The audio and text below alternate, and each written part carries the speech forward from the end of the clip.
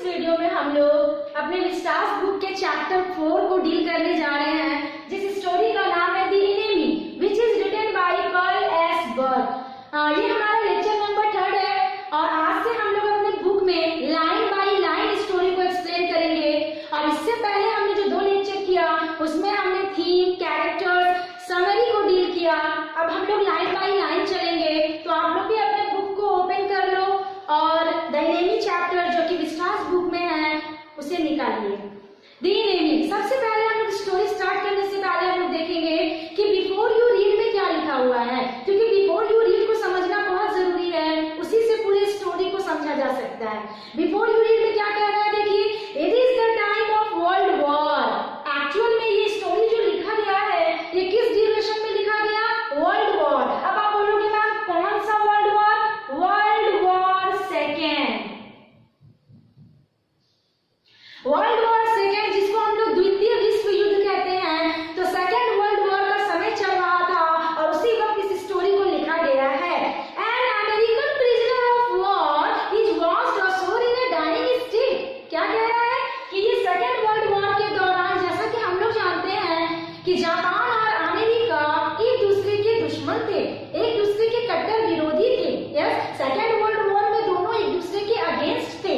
Okay, अब ये story में दिखाया जा रहा है कि सेकेंड वर्ल्ड वॉर के ड्यूरेशन में एक American prisoner of war, prisoner of war, ये वर्ड काफी इंपॉर्टेंट है, प्रिजनर ऑफ वॉर, जिसे हम लोग कहते हैं युद्ध बंदी। युद्ध बंदी मीन्स, प्रिजनर मीन्स होता है कैदी और वॉर मीन्स होता है युद्ध। युद्ध के दौरान जिसको कैदी बना लिया जाता है उसे हम लोग प्रिजनर ऑफ वॉर कहते हैं, युद्ध बंदी। तो एक्चुअल में ये युद्ध बंदी कहाँ का था? अमेरिका का था। क्या कह रहा है? An American prisoner of war, एक अमेरिका का युद्ध बंदी, was ashore in a dying state. Was means होता है बह जाना और अशोर मीन्स होता है किनारा। ये अमेरिकन युद्धबंदी किसके द्वारा युद्धबंदी बनाया गया था? जापान के द्वारा। ये एक्चुअल में था अमेरिका का, जापानीज इसको पकड़कर बंदी बना लिए थे। अब ये युद्धबंदी क्या किया? वहां से भागने का प्रयास किया और वो समंदर में गिर गया। वो बहते बहते किसी तरह से करके शोर पे आया, समंदर के किनारे पहुंचा, बट किस कंडीशन में? इन अ डाइंग स्टेट, मरने की कगार पे। एक्चुअल में ये प्रिजनर ऑफ वॉर जो था वो बहुत ही घायल अवस्था में लड़खड़ाते लड़खड़ाते मरने की कगार पे वो किसी तरह पानी से बाहर समंदर के किनारे आ पहुंचा। And is found at the door step of a Japanese doctor. और किसी तरह ये 2-4 कदम आगे बढ़ा और लड़खड़ाते लड़खड़ाते किसके डोर स्टेप पे आकर गिरा? किसके दरवाजे पे आ पहुंचा? एक जापान के जाने माने डॉक्टर के दरवाजे पे आ पहुंचा। यस, और मैंने अभी आपको बताया कि ये है अमेरिकन प्रिजनर ऑफ वॉर जो है, ही वाज फ्रॉम अमेरिका। ये एक अमेरिकन है। यस, और ये लड़खड़ाता हुआ कहां आकर गिरा? एक जापानीज डॉक्टर के द्वार पे। ओके, अब ये जापान के डॉक्टर के घर पास आकर गिर गया और है ये अमेरिकन। और जैसा कि हम लोग जानते हैं कि सेकेंड वर्ल्ड वॉर में जापान और अमेरिका एक दूसरे के दुश्मन हैं, एक दूसरे के कट्टर विरोधी हैं, राइट? अब मैं आप लोगों को प्रीवियस वीडियो में कैरेक्टर्स बता चुकी हूँ, बट फिर से मैं आपको कम से कम ये 2 कैरेक्टर आपको बता देती हूँ। जो जापानीज डॉक्टर हम लोग कह रहे हैं ना, उनका नाम है डॉक्टर सदाओ हॉकी। ये नाम है जापानीज डॉक्टर का। और जो हम लोग अमेरिकन की बात कर रहे हैं, प्रिजनर ऑफ वॉर, ये जो कैदी है उसका नाम है टॉम। ओके, तो बस ये 2 कैरेक्टर को फिलहाल आप याद रखोगे कि टॉम जो कि एक अमेरिकन है, जो कि एक जापानीज के द्वारा युद्धबंदी बना लिया गया, और जब ये घायल अवस्था में लड़खड़ाते लड़खड़ाते किसके द्वार पर आके गिरा? डॉक्टर सदाओ के द्वार पर आकर गिरा, राइट? अब यहाँ से एक क्वेश्चन उठता है, किनके लिए? डॉक्टर सदाओ के लिए। देखिए क्या क्वेश्चन उठ रहा है, कह रहा है should he save him as a doctor और hand him over to the army as a patriot. Question mark. आप लोग भी देख रहे होंगे लास्ट में क्वेश्चन मार्क लगा हुआ है। ये क्वेश्चन सदाओ के लिए उठ रहा है कि अब ये डॉक्टर सदाओ क्या करेंगे? Should he save him as a doctor? क्या एक डॉक्टर होने के नाते वो इसे बचाएंगे सब कुछ भूलकर कि ये दोस्त है या दुश्मन? क्योंकि जब कोई डॉक्टर बनता है तो डॉक्टर का सर्वप्रथम कर्तव्य यही होता है कि वो अपने पेशेंट की जान बचाए, ये भूलकर कि वो देश का है या दुश्मन देश का है, वो हमारा मित्र है या दुश्मन है, वो हमारा पड़ोसी है या अड़ोसी है, या वो हमारा अगल का है या बगल का है, राइट? ये सब कुछ भूलकर डॉक्टर का सर्वप्रथम शपथ और कसम यही दिलाया जाता है कि वो अपने पेशेंट की जान हर हाल में बचाए, सब कुछ भूलकर निस्वार्थ भाव से। और यही कारण है कि डॉक्टर को दुनिया में हमारे भगवान का दूसरा रूप माना जाता है, इसलिए क्योंकि उनके ड्यूटी में कोई स्वार्थ छुपा नहीं होता है, राइट? तो क्या वो अपने डॉक्टर के कर्तव्य को अदा करके इस टॉम को बचाएंगे, और या फिर hand him over to the army as a patriot? Patriot means होता है देशभक्त, या फिर ये एक देशभक्त होने के नाते इसको पकड़कर पुनः आर्मी के हवाले कर देंगे, पुनः पुलिस के हवाले कर देंगे? Question mark. अब यही दो क्वेश्चन के बीच में डॉक्टर सदाओ पूरी कहानी को राउंड कर रहे हैं। मतलब यहाँ पे हम लोग एक इंपॉर्टेंट वर्ड देखेंगे, डायलेमा, जिसे हम लोग कहते हैं धर्म संकट। अब डॉक्टर सदाओ एक धर्म संकट को फेस करेंगे कि आप वो करें तो क्या करें? क्या वो एक डॉक्टर होने का कर्तव्य अदा करेंगे या वो एक देशभक्त होने का कर्तव्य अदा करेंगे? अगर सेकेंड वर्ल्ड वॉर में ये अमेरिकन लोग हमारे देश के कितने आदमियों को मारा होगा, तो हम क्यों इसे बचाने जाएं? हम अपनी देशभक्ति का परिचय देते हुए इसको पकड़ के पुलिस के हवाले कर देते हैं, राइट? तो इससे क्या होगा? इनका डॉक्टर का कर्तव्य पूरा नहीं होगा, क्योंकि डॉक्टर के कर्तव्य में कोई स्वार्थ नहीं होता है। और अगर ये अपने डॉक्टर के कर्तव्य को अदा करते हैं और सब कुछ भूलकर इसको बचाते हैं, तो फिर ये देश के प्रति गद्दारी कर रहे हैं, ये देशद्रोही का काम कर रहे हैं, इन्हें भी फांसी होगी, इन्हें भी मौत की सजा होगी, राइट? तो ये क्वेश्चन सबसे इंपॉर्टेंट है, जिसपे पूरी स्टोरी रिवॉल्व करेगी कि अब डॉक्टर सदाओ क्या करेंगे? क्या वो अपने डॉक्टर होने का कर्तव्य अदा करेंगे या वो अपने देशभक्त होने का कर्तव्य अदा करेंगे? ओके, चलिए अब हम लोग स्टोरी स्टार्ट करते हैं। Doctor Sadao Hoki's house was built on a spot of the Japanese coast where as a little boy he had often played. अभी डॉक्टर सदाओ का बचपन दिखाया जा रहा है। अभी डॉक्टर सदाओ नहीं है, वो एक बच्चे हैं। Okay, doctor Sadao Hoki's house, doctor सदाओ हॉकी का घर कहाँ बना हुआ था? एक ऐसे स्पॉट पे, स्पॉट मीन्स होता है जगह, जो कि जापानीज कोस्ट पे था। कोस्ट मीन्स होता है समुद्री किनारा, जहाँ पे जापान का एक समुद्री किनारा बहकर आया था, वहीं पे डॉक्टर सदाओ हॉकी का घर था। Where as a little boy he had often played, ये वो घर है सदाओ का जहाँ पे इन्होंने अपना पूरा चाइल्डहुड बिताया है, खेलकर एंजॉय करके पूरा एंजॉय किए बचपन में, यही उनका परमानेंट घर है। And the low square stone house that was set upon rocks were above the narrow beach. इनका घर जो था वो नैरो बीच पे था। नैरो मीन्स होता है संकीर्ण, पतला, राइट? अब बीच मीन्स होता है समुद्री किनारा। तो समंदर का किनारा एक पतला सा जहां बहकर निकला था, वही के किनारे above the, एक्चुअल में डॉक्टर सदाओ का घर थोड़ी ऊंचाई पे बना हुआ था और उनका घर पत्थरों का बना हुआ था और स्क्वायर शेप का, चौकोर शेप का मकान था। आपको भी पता है कि समंदर के किनारे अगर कोई घर बनाएगा तो ऑब्वियस सी बात है थोड़ी हाइट पे बनाएगा, थोड़ी ऊंचाई पे बनाएगा, ताकि समंदर की लहरें अगर बहकर आती भी हैं तो इनके घर को टच न कर सके। तो समुद्री किनारे पे थोड़ी ऊंचाई पे बनाया गया चौकोर शेप का मकान जो कि डॉक्टर सदाओ का था। Okay, that was outline with bent pines, और उनके घर के चारों ओर किस चीज का आउटलाइन बना हुआ था? Bent pines. पाइन्स एक पेड़ का नाम है जिसे हम लोग देवदार का पेड़ कहते हैं, और बेंट मीन्स होता है झुका हुआ। एक्चुअल में बहुत लंबे लंबे पेड़ थे तो वो झुक गए थे, राइट? तो हम लोग भी देखते हैं कि जब हम लोग अपना घर बनाते हैं तो चारों ओर से क्या करते हैं? बाउंड्री दे देते हैं, जिससे क्या पता चलता है कि इतना के अंदर में हमारा घर है, इतना के अंदर में हमारा कॉलेज कैंपस है। तो जो बाउंड्री हम लोग देते हैं उसी प्रकार से सदाव का घर के बाहर में किस चीज का आउटलाइनिंग था? झुके हुए पाइन्स के पेड़ चारों ओर से घिरे हुए थे। ऐसा था डॉक्टर सदाव का घर। Okay, as a boy he had climbed the pines. Actual में जब डॉक्टर सदाव एक छोटे लड़के थे तो वो इस पाइन्स के पेड़ पे चढ़ जाया करते थे, supporting himself on his bare feet. Bare feet means होता है नंगे पांव। डॉक्टर सदाव नंगे पांव होकर और वो इस पाइन्स के पेड़ पे, जो कि इतना लंबा चिकना होता है, वो आसानी से चढ़ जाया करते थे। कब? जब वो एक छोटे लड़के थे। As we have seen men do in the South Sea when they climb for coconut। अब आप लोग बोलोगे मैम ऐसा ये क्यों करते थे? एक्चुअल में साउथ के साइड में जिस प्रकार से लोग नारियल के पेड़ों पे चढ़ा उतरा करते थे, उसी तरह से डॉक्टर सदाव भी, एक्चुअल में वो बच्चे थे, अभी डॉक्टर नहीं कह सकते हैं, सदाव भी क्या करते थे? उन पाइन्स के पेड़ों पर चढ़कर उतरते थे। मतलब उनका एक खेल था। Okay, His father had taken him often to the island of those seas।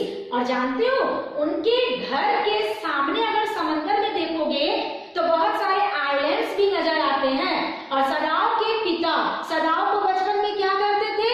उन आइलैंड्स पे घुमाने ले जाया करते थे। अपने पर्सनल नाव में बैठाकर उनको आइलैंड्स की सैर कराते थे। And never had he failed to say to that little brave boy at his side। और जब जब सदाव के पिता सदाव को आइलैंड्स पे घुमाने ले जाया करते थे, वो अपने साइड से अपने बहादुर बेटा को एक लाइन बोलने में कभी फेल नहीं होते थे। देखिए लिखा हुआ है नेवर हैड ही फेल्ड। अपनी तरफ से वो कभी फेल नहीं होते थे अपने बहादुर बेटा को एक बात कहने में। क्या कहते थे? देखिए इन्वर्टेड कॉमा में दिया हुआ है। क्या है? Those islands yonder, they are the stepping stones to the future for Japan। Okay? Yonder, yonder means होता है देखना। Okay?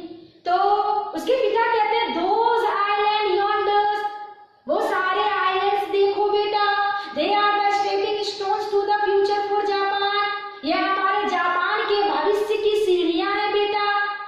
यस, अब ये क्या कहना चाह रहे हैं कि ये हमारे जापान की भविष्य की सीढ़ियां बताई जा रही है। एक्चुअल में वो अपने बेटा के अंदर बचपन से ही पेट्रोटिज्म की भावना डालना चाह रहे हैं, देशभक्ति की भावना डालना चाह रहे हैं। वो ये कहना चाह रहे हैं अपने बहादुर बेटे से कि उस आइलैंड को देखो बेटा, जिसमें कितनी सारी लहरें आकर टकराती है, कितनी झटासे आकर मारती हैं, कितनी पानी आकर उस पर टकराती है, बट क्या वो आइलैंड अपनी जगह से टस से मस भी होता है? क्या वो अपनी जगह को छोड़ता है? नहीं। उसी प्रकार बनो बेटा, बी ब्रेव।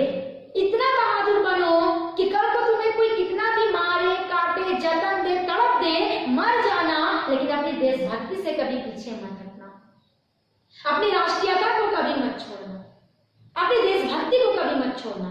और यही सब पेट्रोटिज्म की भावना सदाव के पिता बचपन से सदाव के अंदर डालते रहते थे। बट सदाव ठहरा बच्चा, उसे समझ ही नहीं आता था। बेचारा क्या क्वेश्चन करता है? Where shall we stay from them? सदाव had asked seriously।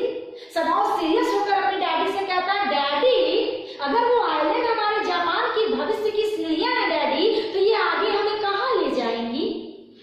Nice question. कहाँ ले जाएंगी? डैडी बोलते हैं who knows, कौन जानता है बेटा कहाँ ले जाएंगी। His father had answered। उनके पिता यही जवाब देते हैं, who can limit our future। yes, उनके पिता कहते हैं बेटा कौन कह सकता है, कौन हमारे भविष्य को लिमिट में बांध के रख सकता है, कौन कह सकता है भविष्य में क्या होगा। It's depend on what we make it. बेटा ये हम पे डिपेंड करता है कि हम अपना भविष्य कैसा बनाएंगे।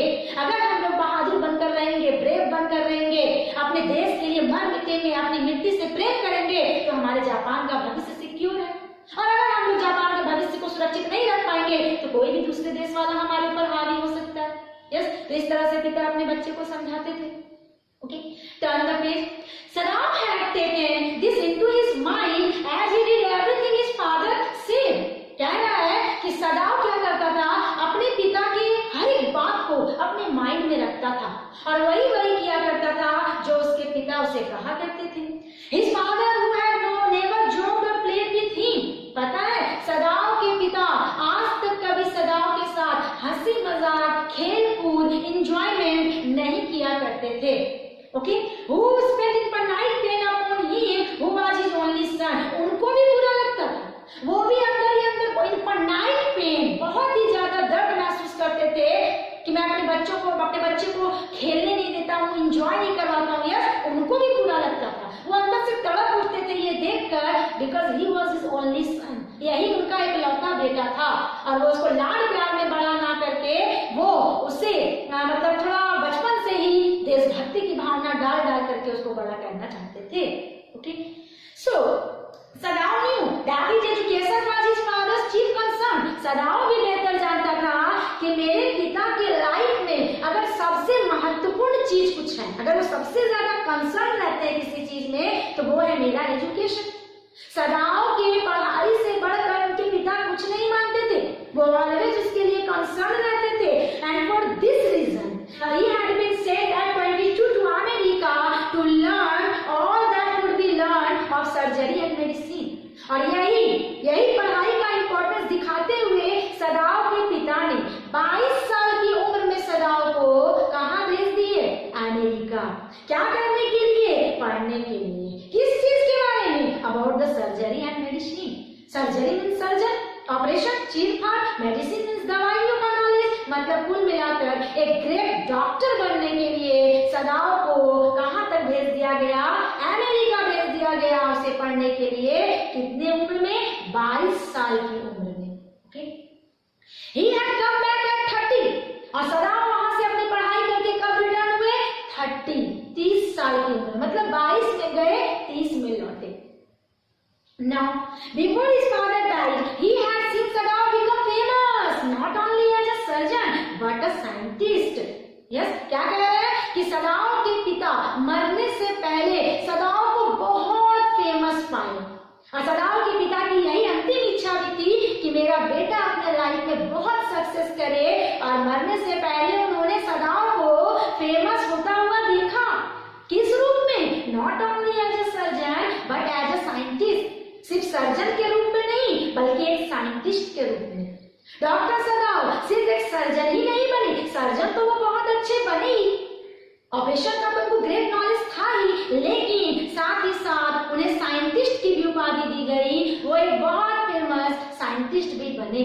ओके, अब आप लोग बोलोगे मैम साइंटिस्ट कैसे? जरूर इसने कुछ डिस्कवरी किया होगा, कोई निर्माण, कोई खोज। चलिए अगले लाइन में देखते हैं। Because he was perfecting a discovery which would render वोन एंटायरली क्लीन। वाउंड मीन्स होता है जख्म, घाव। एक्चुअल में सदाओ एक ऐसा डिस्कवरी किए थे, एक ऐसी दवा का निर्माण किए थे जिससे बड़े से बड़े, गहरे से गहरे घाव का भी दाग क्लीन हो जाता था। मीन्स दाग मिटाने वाला दवा।